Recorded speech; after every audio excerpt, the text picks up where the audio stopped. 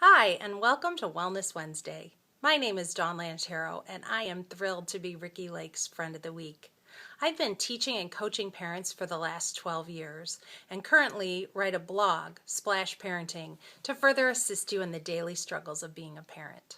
Today, with regards to Wellness Wednesday, I'd like to look at your child's sleep patterns. Does your child sleep in their own bed? Do they get a restful night of sleep? Do they get to bed on time? Do you have a bedtime routine?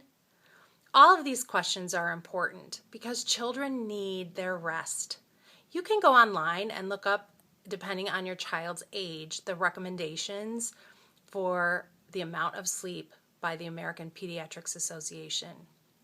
Is your child meeting those recommendations? And do they sleep in their own beds? I firmly believe a child belongs in their own beds. They do not sleep as well when they're in a parent's bed, and neither do the parents. And so what ends up happening is the parent is more exhausted and the child is more exhausted, and no one is performing at their peak. So what are you to do if up until this point you haven't really had a bedtime or a bedtime routine and your child doesn't stay in their bed? Well, you're the parent. It's time to take action.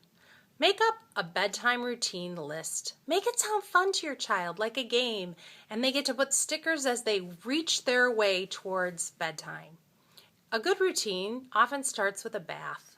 Those can be calming, and the warm water can soothe and help their bodies get ready for sleep. Next, make it a story time, or just share about the events of your day. Give them some snuggles and tuck them in for the night with confidence. Reward them if they sleep through the night in their own bed, and step by step, your child will learn what you expect of them. A well-rested child is truly much more easy to deal with than one who has not had a good night's sleep.